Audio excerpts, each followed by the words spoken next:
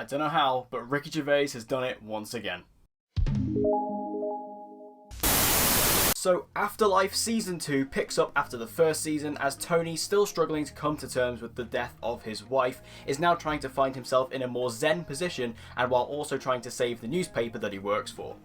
So I was a big fan of the first season of Afterlife, and I think that it could potentially be the best thing that Ricky Gervais has ever done to date. And that is a big thing to say for me, because I'm a huge fan of his, whether you're talking about The Office UK, which, can I just say, I do believe is better than the US version, Extras, which I also adore, Derek, which was great, or even the first season of Afterlife, the Ricky Gervais show from back in the day. I love everything this guy does. I think he's so talented, he's a brilliant director, he's a fantastic writer, and I think in the case of Afterlife, it really showcases him as a fantastic actor as well. So when they announced that they were going to be doing a second season of Afterlife, I got incredibly excited, and this season did not disappoint at all. Starting off with the positives, for one, Ricky Gervais, as I mentioned, is just on top form in this season. Like, his writing and his direction is brilliant because, again, he just writes this in such a raw but passionate and emotional way, to a point where I genuinely believe that I was just so invested in these characters. Like, not believing, I was invested in each and every one of these characters, and particularly the character of Tony.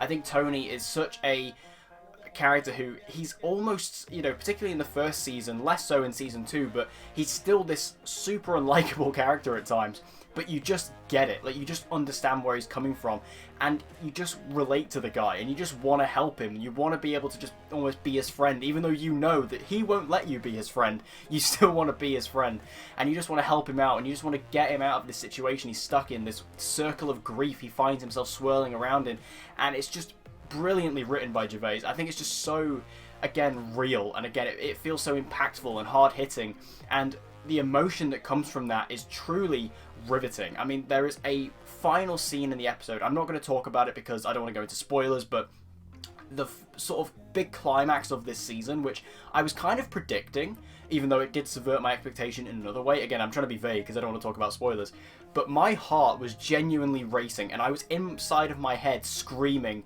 at the character of Tony, like, because I just wanted to reach out to him and grab him from the screen, because again, it was just that emotionally investing. And I think that comes back as well to Ricky Gervais' performance. As I mentioned before, I think Afterlife has really showcased him as a brilliant actor. Of course, he's always been a fantastic comedic actor, but Afterlife shows him as a fantastic dramatic actor as well.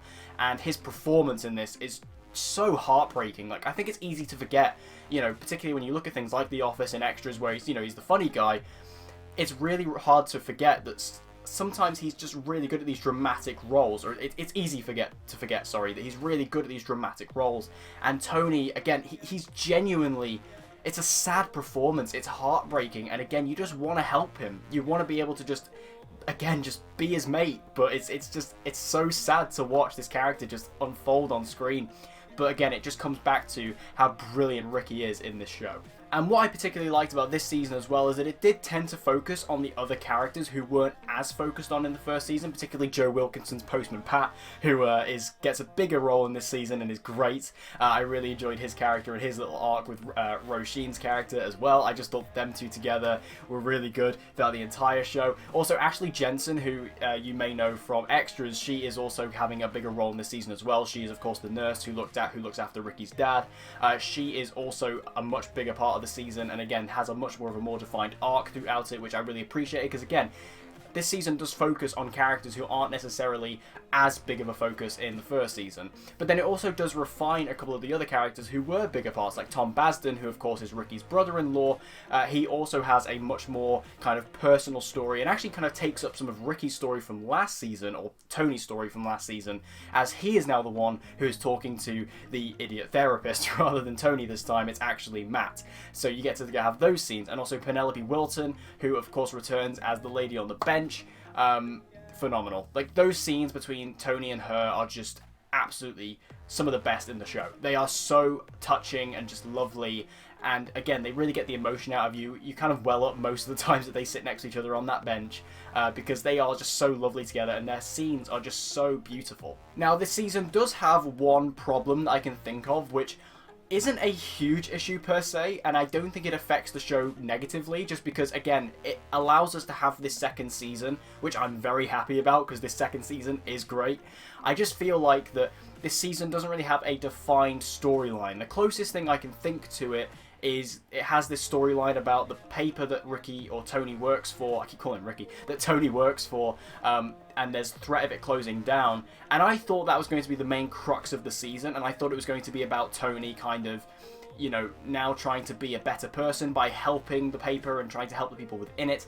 And there is a bit of that, but that literally lasts only about an episode or two. So it's a very short story arc, and it doesn't last throughout the entire season. It's kind of more in the middle to back end, and it gets wrapped up very quickly. So it does kind of make this season feel slightly superfluous, which, again, it's not a bad thing, because, again, I'm really glad we have this season, because it is fantastic. But, again, I just feel like this season didn't really have a defined storyline to make it different from Season 1. It just kind of carries on. Which, again, it's not going to be an issue for some people. And it's not really an issue for me, because, again, I still loved this season.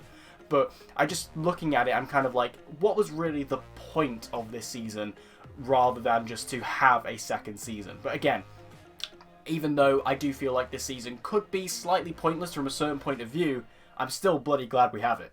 Overall, though, I loved Afterlife Season 2. I thought this was a fantastic second season for the first. In terms of which one I prefer, I do think the first season was better, just because I do feel, again, it had more of a story to tell, and it had a lot more of a message for what it was going for. And also, I feel like it did reach some more emotional highs throughout the entirety of the season, even though I think my emotions were ran stressed by the end of this season. I do feel like Season 1 was just able to hit what it was going for a bit better than Season 2 was. But all that out of the way, and all that being said, I think that this season, once again, it just shows how talented Ricky Gervais is, not only as a director, as a writer, which we've known for years, but also just as a dramatic actor. He's brilliant throughout this, and this gives us a lot more time with other characters who we didn't get to spend as much time with last season, and give them a lot more story and a lot more development, which was really needed and really appreciated. So with all that out of the way and all that said, I'm going to give Afterlife Season 2 a 9 out of 10.